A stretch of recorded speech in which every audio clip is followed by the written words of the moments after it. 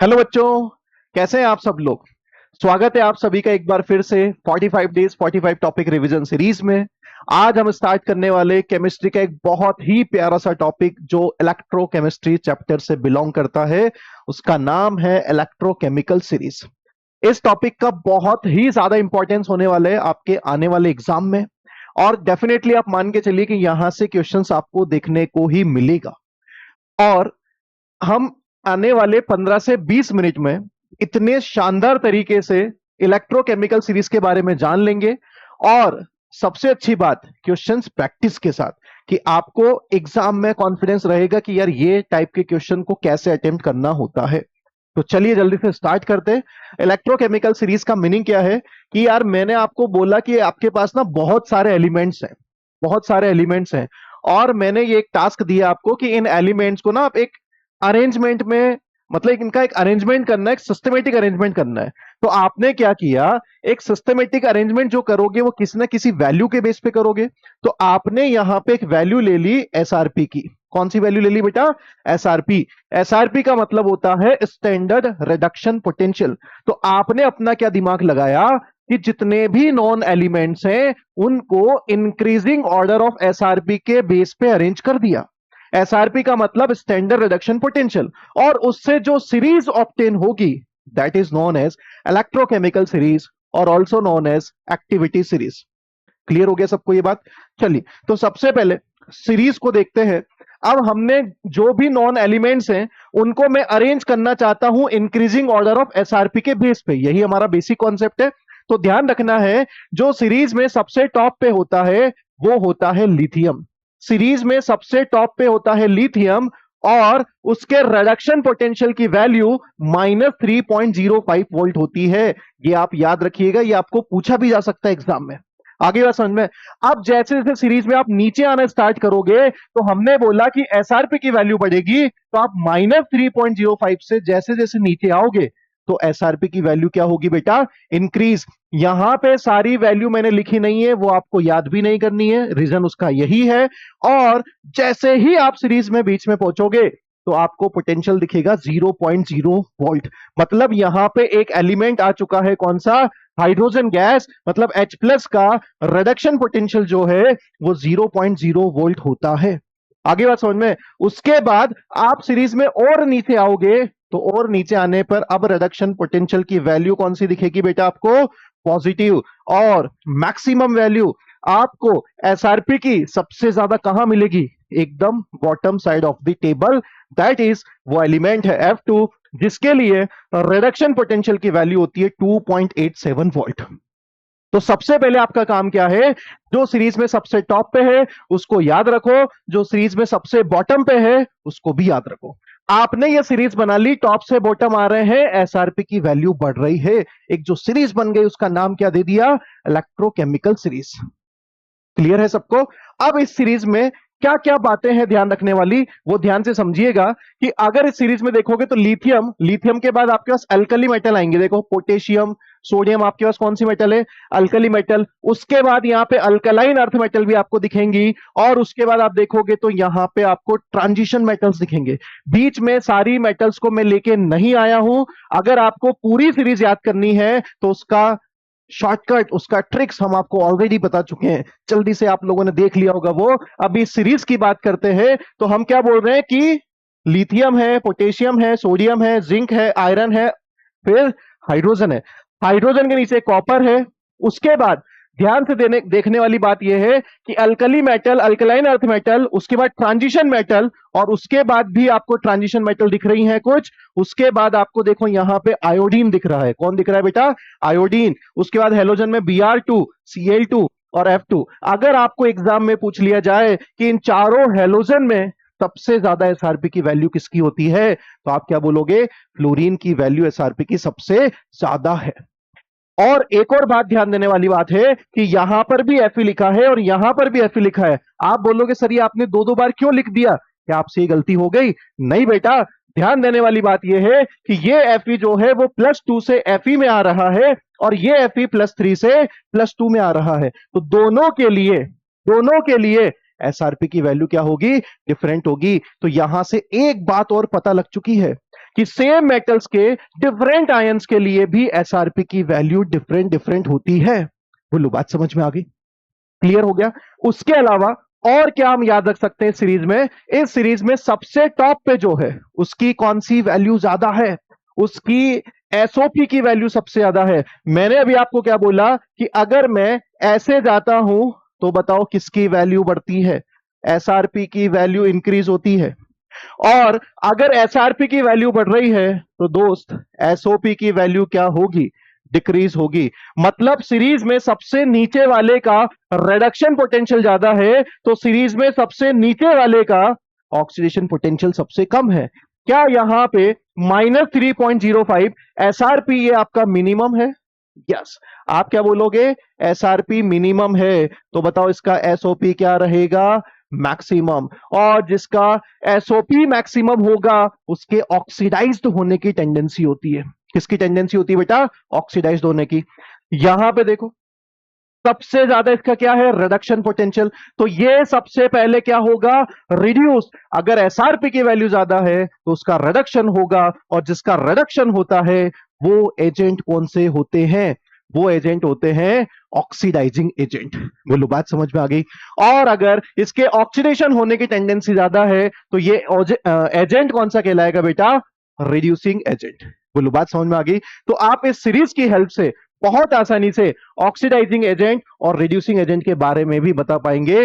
Wait करिए, बहुत जल्दी से हम आगे सीखने वाले हैं। चलिए तो स्टार्ट करते। सबसे पहले आगे देखेंगे, पहले नंबर का क्वेश्चन आ चुका है। The correct order of reducing potential of the following pair. बहुत ही मजेदार आसान क्वेश्चन, जैसा पढ़ाया वैसा ही क्वेश्चंस दिखा। Cl2 से Cl माइनस, I2 से I माइनस, Ag प्लस से Ag, Na प्लस से Na और Li प्लस से Li। क्या आपको सीरीज याद हो गई? बिल्कुल आपको सीरीज याद हो चुकी है तो यकीन मानो आप ये सवाल कर सकते हैं। आपको बताना है रिडक्शन पोटेंशियल का ऑर्डर इंक्रीजिंग। आगे बात समझ में? तो आपको क्या बताना है भैया? सीरीज में सबसे ऊपर कौन होता है? सबसे ऊपर होता था लिथियम। तो सबसे पहले ऊपर होगा लिथियम। लिथियम मतलब कौन हो चुका है दोस्त? ई वाला पार्ट। बोलो, समझ में आ गया? उसके बाद लिथियम के बाद कौन था? सोडियम। याद आ रहा है? तो सोडियम यहां पे कौन सा हो चुका है? डी वाला पार्ट। सोडियम के बाद यहां पे बचा है एजी, आयोडीन और Cl2। अरे I2 और Cl2 में तो पता है नीचे कौन होगा? Cl2। तो Cl2 तो आपका हो चुका है ए और I2 जो होगा वो I2 हो चुका है बी। और I2 और Ag में, I2 और Ag में नीचे वाली साइड पे ज्यादा एसआरपी किसका होगा? Ag का। तो Ag है आपका सी। तो आपका ऑर्डर बन चुका है ए सी बी डी ई।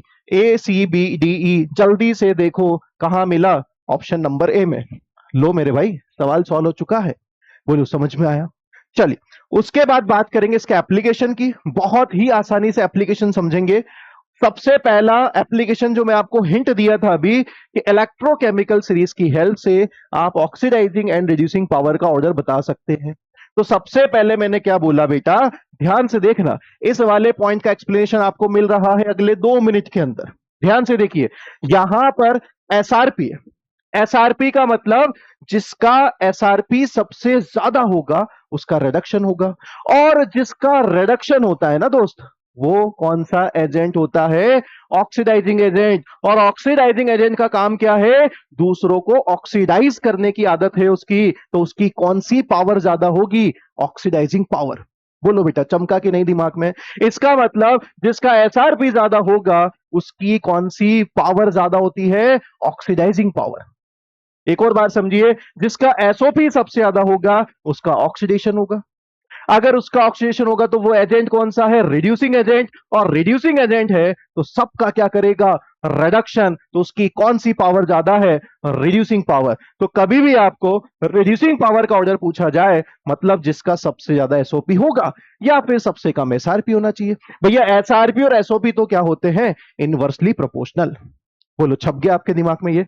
चलिए इसी बात को लेते हुए अगला क्वेश्चन। यही तो खास बात है यार, हर पॉइंट पे क्वेश्चंस एग्जाम में मिल रहा है हमें। फिर से देखो 2025 में बड़ा प्यारा सा क्वेश्चन पूछा गया कि standard reduction potential value of some of p block ions are given below.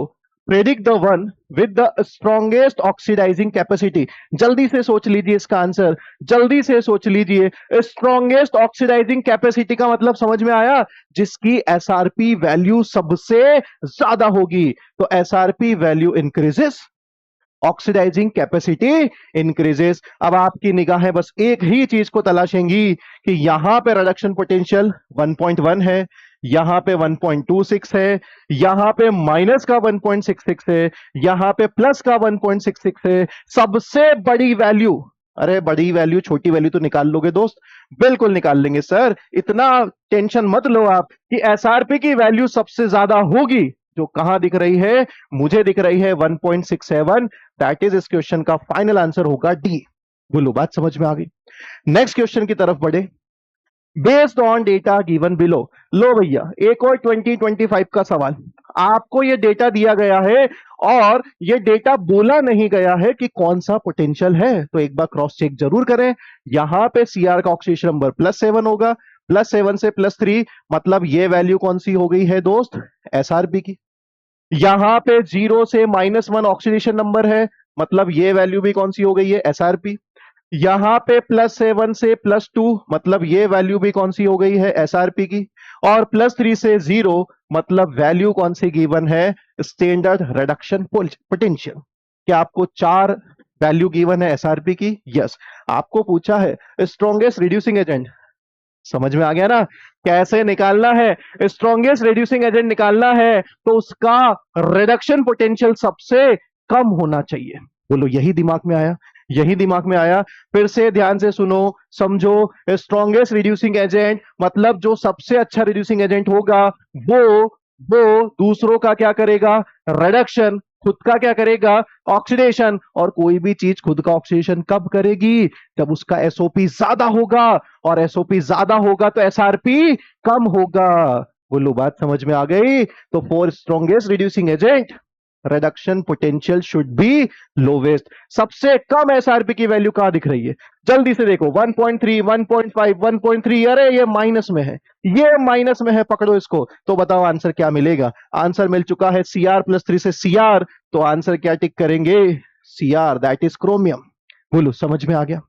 चलिए उसके बाद सेकेंड नंबर का एप्लीकेशन, रिएक्टिविटी ऑफ मेटल। इस सीरीज की एक खास बात और है, इस सीरीज में सबसे ऊपर कौन थे, अल्कली मेटल और अल्कलाइन अर्थ मेटल। धीरे धीरे धीरे धीरे जब नीचे आ रहे थे तो आपको मिला ट्रांजिशन मेटल, उसके बाद धीरे धीरे दिखती हैं नॉन मेटल्स। तो क्या आपकी निगाहें ये देख पा रही हैं, क्या आप ये सुन पा रहे हैं, समझ पा रहे हैं कि टॉप से बॉटम पर आते हैं, टॉप से बॉटम पर आते हैं तो मेटल से नॉन मेटल की साइड पे आ रहे हैं। तो टॉप से बॉटम आने पर इलेक्ट्रोकेमिकल सीरीज में रिएक्टिविटी ऑफ मेटल डिक्रीज होती है फ्रॉम टॉप टू बॉटम। इसका मतलब मोस्ट रिएक्टिव मेटल कौन सी हो चुकी है, लिथियम। बोलो क्लियर हो गया। तो जिसका एसओपी ज्यादा होगा, कहां ज्यादा होता है, जो टॉप पे होता है, टॉप वाले का एसओपी ज्यादा, रिएक्टिविटी ऑफ मेटल ज्यादा। सिमिलरली इसका अपोजिट कॉन्सेप्ट क्या होगा, reactivity of non metal. Top से बॉटम आने पर नॉन मेटेलिक कैरेक्टर बढ़ रहा था, मतलब नीचे आने पर, सीरीज में डाउनवर्ड आने पर नॉन मेटल की रिएक्टिविटी बढ़ती है। और बॉटम साइड पे मैक्सिमम वैल्यू एसआरपी की होती है, तो जिसका एसआरपी ज्यादा होगा वो नॉन मेटेलिक होगा, उसकी रिएक्टिविटी ज्यादा हो जाएगी। बोलो समझ में आ गई बात। तो सबसे मोस्ट रिएक्टिव नॉन मेटल कौन सा होगा, F2, क्योंकि सीरीज में बॉटम साइड पे कौन है, F2, टॉप साइड पे कौन है, लिथियम। क्लियर हो गई ये बात। चलिए उसके बाद अगला है डिस्प्लेसमेंट रिएक्शन इन सॉल्यूशन। खुशी आ रही है ना डिस्प्लेसमेंट के नाम पे, बिल्कुल बहुत ही आसान सा कॉन्सेप्ट है। डिस्प्लेसमेंट के बारे में तो आप जानते ही हैं, मैं किसी और की जगह पे जाना चाहता हूं, उसको भगाना चाहता हूं, that is known as displacement. अगर आपके पास मोर रिएक्टिव मेटल है या non metal displaces less reactive metal, कहने का मतलब मोर रिएक्टिव मेटल किसको हटाएगी दोस्त, ये ध्यान से देख। मोर रिएक्टिव मेटल किसको हटाएगी, लेस रिएक्टिव मेटल्स को। और उसके अलावा क्या बोल सकते हैं कि नॉन मेटल किसको हटाएगी, नॉन मेटल को। बोलो बात समझ में आ गई। क्लियर हो गया? तो आप आसान भाषा में ये समझ सकते हैं कि जो टॉप पे होता है वो मोस्ट रिएक्टिव है, जो बॉटम पे होता है वो लीस्ट रिएक्टिव है। तो मोस्ट रिएक्टिव लीस्ट रिएक्टिव को निपटा सकते हैं, डिस्प्लेस कर सकते हैं। या फिर ये भी बोल सकते हो बहुत आसान भाषा में, ऊपर वाले नीचे वाले को डिस्प्लेस कर सकते हैं। बोलो समझ में आ गई बात? बड़े वाले लोग ऊपर वाले, छोटे लोग नीचे वाले, ऊपर वाले नीचे वाले को डिस्प्लेस कर सकते हैं एलिमेंट्स। बोलो बात समझ में आ गई? उसके बाद ध्यान से देखना, अभी हमने जो सीरीज देखा था, सीरीज में कॉपर ऊपर होता है और एजी बॉटम साइड पे होता है। क्या आपको याद है? कॉपर सीरीज में ऊपर था जिसका एसओपी ज्यादा है, सीरीज में नीचे एजी है जिसका एसआरपी ज्यादा है। तो बताओ क्या ये डिस्प्लेसमेंट होगा? ये डिस्प्लेसमेंट बिल्कुल होगा। अगले वाले केस में आप देखोगे तो क्या एजी कॉपर को डिस्प्लेस कर सकता है? ये बिल्कुल भी नहीं हो सकता। बोलो बात समझ में आ गई? KiCl2 ये डिस्प्लेसमेंट क्यों हो सकता है? बिकॉज सीरीज में आई ऊपर था, Cl2 नीचे था, तो ये पॉसिबल है। I2 KCl के साथ रिएक्शन नहीं हो सकती। बोलो बात समझ में आ गई? क्लियर हो गया? अच्छा यहां पे समझना, यहां पे समझना, सर ये I2 है, ये I माइनस है। ध्यान से, ये I माइनस है जो Cl2 को डिस्प्लेस कर सकता है, बट I2 Cl माइनस को डिस्प्लेस नहीं कर सकता। बोलो समझ में आ गया? उसके बाद लास्ट पॉइंट बड़ा ही इंपॉर्टेंट पॉइंट है, बड़ा ही इंपॉर्टेंट पॉइंट है। Metal above hydrogen displaces hydrogen from dilute acid solution. कहने का मतलब, मान लो ये आपका डाइल्यूट एसिड है, इसकी रिएक्शन जिंक के साथ कर दी जाए तो H2 के ऊपर वाली जो मेटल है वो एसिड से हाइड्रोजन गैस को रिलीज करा सकती है, जबकि H2 के नीचे वाली जो मेटल्स हैं वो H2SO4 के साथ कोई रिएक्शन नहीं कर सकती, मतलब हाइड्रोजन गैस को रिलीज नहीं कर सकती है। बोलो समझ में आ गया? चलिए अब क्या है, अब क्वेश्चंस हैं बड़े प्यारे प्यारे से। आपको दिया गया है स्टैंडर्ड इलेक्ट्रोड पोटेंशियल। कौन से वाले दिए गए हैं भैया? M+3 से M+2 है, मतलब कौन से पोटेंशियल है? Reduction potential. कौन से पोटेंशियल गिवन है दोस्त? Reduction potential. वेनेडियम का -0.26, क्रोमियम का दिया गया है, उसके बाद मैंगनीज का दिया गया और कोबाल्ट का दिया गया है। इन चारों में आप ध्यान से देखो, यहां पर वैल्यू माइनस है और यहां पे वैल्यू प्लस है। क्या आप ऐसा सोच पा रहे हैं कि इनके बीच में बैठा रहेगा हाइड्रोजन? इनके बीच में बैठा रहेगा हाइड्रोजन। अगर हाइड्रोजन एक इलेक्ट्रॉन गेन कर ले तो H2 गैस बना देगा, बैलेंस करने के लिए यहां 2 आ जाएगा। बताओ क्या इसका पोटेंशियल 0.0 वोल्ट होता है? बोलो समझ में आता है? अब क्वेश्चन ने पूछा the metals ion which can liberate hydrogen from dilute acid. अभी मैंने आपको क्या बताया, जो हाइड्रोजन के ऊपर मेटल होगी वो एसिड से H2 गैस को रिलीज कर देती है। हाइड्रोजन के ऊपर कौन दिख रहा है? वेनेडियम और क्रोमियम। क्या ये H2 गैस लिबरेट कर पाएंगे? बिल्कुल कर पाएंगे। तो बताओ इसका आंसर वेनेडियम और क्रोमियम, वेनेडियम और क्रोमियम, आंसर नंबर सी। चमका सबके दिमाग में है? चलिए आखिरी सवाल, बिल्कुल सही सुन रहे हो आप, आखिरी सवाल पे पहुंच चुके हैं। बहुत ही कम समय में सीखने को मिला ना, इसलिए टाइम का पता नहीं लगा दोस्त। Standard electrode potential for a few half cell are mention below. ठीक है, समझ लिया आपकी बात। ये है आपके पास कौन से पोटेंशियल? रिडक्शन, क्योंकि +2 से 0 है तो ये एसआरपी है, +2 से 0 है तो ये भी कौन सा है बेटा? एसआरपी। एजी प्लस से 0 है, ये भी कौन सा हो गया? एसआरपी। और mg+2 से 0 है, ये भी कौन सा हो गया? एसआरपी। आपको बोला है which one of the following cell gives the most negative value of delta G nought. क्या आपको पता है इसके पहले वाले लेक्चर में हमने बात किया था नॉर्थ इक्वेशन के बारे में। मैंने आपको बताया था कि डेल्टा जी नॉट जो होता है वो होता है -NF(E0). क्या आपको यह पता है सब लोगों को? बेटा अगर डेल्टा जी की वैल्यू मोस्ट नेगेटिव होनी चाहिए, मतलब वो सेल रिएक्शन स्पॉन्टेनियस होनी चाहिए। और सेल रिएक्शन स्पॉन्टेनियस कब होगी? जब उसका E0 सेल ग्रेटर देन 0 होगा। बोलो बात समझ में आ गई? तो इसमें चारों केस में जिसका E0 सेल ज्यादा होगा, E0 सेल ग्रेटर देन 0 होगा, वही आपके लिए डेल्टा जी की वैल्यू नेगेटिव शो करेगा। तो अभी हमने एक इलेक्ट्रोकेमिकल सीरीज का क्या कॉन्सेप्ट सीखा था कि जिसका सबसे ज्यादा रिडक्शन पोटेंशियल है वो सीरीज में बॉटम होते हैं। तो आप हमेशा एक चीज का ध्यान रखो कि अगर मैंने आपको एक टास्क दिया कि बेटा आपको एक गैल्वेनिक सेल बनाना है, तो आप क्या ध्यान रखना? जिसका मैक्सिमम एसआरपी होता है मैक्सिमम एसआरपी का मतलब उसका रिडक्शन होगा, और जिसका रिडक्शन होगा उसको कहां रखने की कोशिश की जाएगी? कैथोड पर। बोलो समझ में आ गया? और अगर मैं आपको बोलूं कि आपको ऑक्सीडेशन के लिए भी कुछ चूज करना है, तो आप बोलोगे जिसका मैक्सिमम एसओपी होगा, मैक्सिमम एसओपी सीरीज में कहा होता है हायर साइड पे, उसका ऑक्सीडेशन होगा, और ऑक्सीडेशन होता है तो मतलब क्या बताया आपको? एनोड की बात की जाएगी। बोलो समझ में आ गया? तो बस इसी कॉन्सेप्ट को यहां पे अप्लाई कर देते हैं। जिसका एसआरपी ज्यादा उसको कैथोड बनाएंगे, जिसका एसआरपी ज्यादा 0.34, 0.76 माइनस का है, 0.80 और -2.37, इनमें सबसे बड़ा कौन दिख रहा है? सबसे बड़ा दिख रहा है एजी प्लस से एजी, दैट इज 0.87। मतलब ये फिक्स हो गया इन चारों में रिडक्शन कैथोड पर किसका होगा? एजी प्लस से एजी का। तो बताओ एजी प्लस से एजी ये ऑप्शन हो सकता है, एमजी वाला ऑप्शन नहीं हो सकता, एमजी वाला ऑप्शन नहीं हो सकता, एजी प्लस से एजी ऑप्शन हो सकता है। बोलो बात समझ में आ गई? ये डबल लाइन के जो पीछे लिखे होते हैं वो कैथोड होते हैं, बता चुका हूं पिछले लेक्चर में। उसके बाद मैक्सिमम एसओपी, अरे मैक्सिमम एसओपी का मतलब क्या बोल सकते हो? Minimum SRP. क्या ये दोनों का मीनिंग सेम है? बिल्कुल सेम है। मिनिमम एसआरपी किसका है? अरे भाई इनमें सबसे छोटी वैल्यू कौन सी है? सबसे छोटी वैल्यू जिंक वाली है, जिंक वाली है, जिंक का ऑक्सीडेशन होगा, मतलब सवाल का फाइनल आंसर क्या होगा? ए। बोलो बात समझ में आ गई सब लोगों को? अच्छे से क्लियर हो गया? तो इसी के साथ बेटा नर्स इक्वेशन हम फाइनली सीख चुके हैं। डेफिनेटली बहुत अच्छे से रिवाइज करो, कॉन्सेप्ट क्लियर करो, डेफिनेटली आपको सवाल पेपर में छपेगा ही छपेगा। क्लियर है? चलिए आज के लिए इतना ही बच्चों, बाय बाय।